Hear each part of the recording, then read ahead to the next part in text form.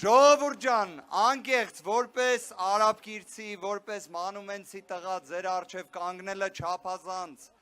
միտեղ պատասխանատու է, միտեղ պատվաբեր է, միտեղ էլ դժվար է, որովհետև ես գիտեմ, որ արաբկիրցիկ չափազանց խստապահանջ են, ու արաբկիրցիկ մի բան կա, որ ընդհանրապես չեն ներում, այդ սուտ խոսալն է, արաբկիրցիները ապացուցել են, ցույց են տվել այս իշխանություններին, որ իրենց ստերին պատասխանը լինելու է այն, որ փոփոխությունները գալիս են։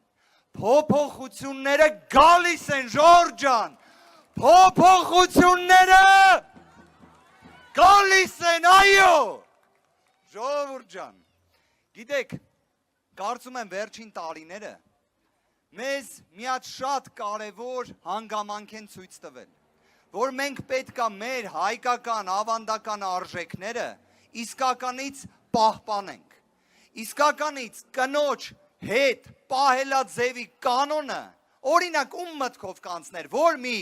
արաբկիրցու մտքով կանցներ, որ կարող է մի հատ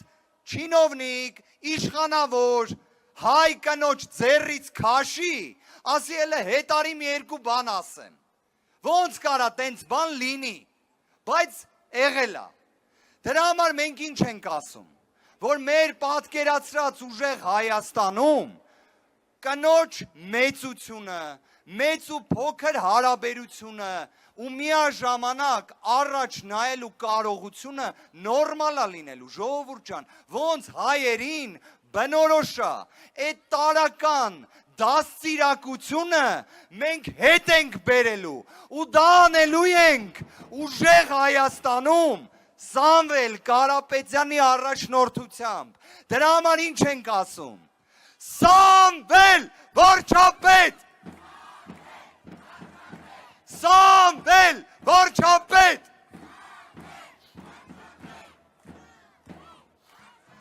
Ժողովուրդ ջան, մենք ոչ միայն տարական այս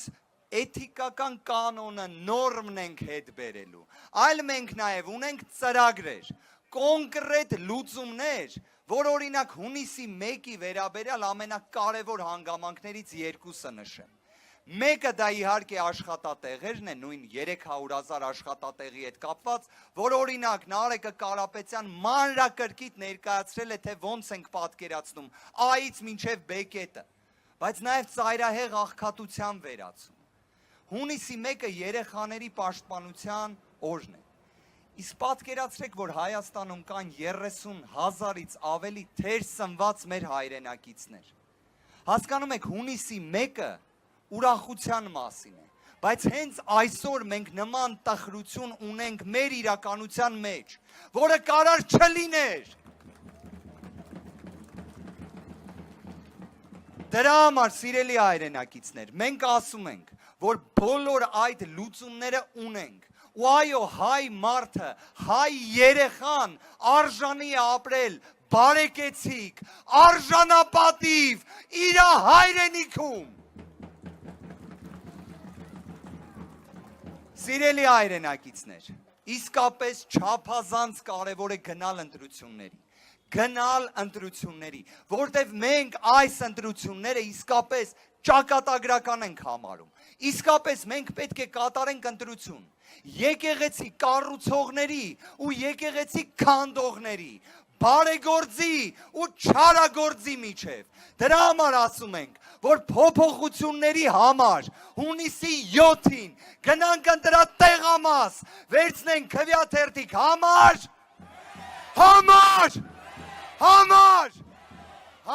3 ժողովուրդ ջան, ու մի բան էլ, մինչև հունիսի 7-ը, եկեք, հենց նորից, հունիսի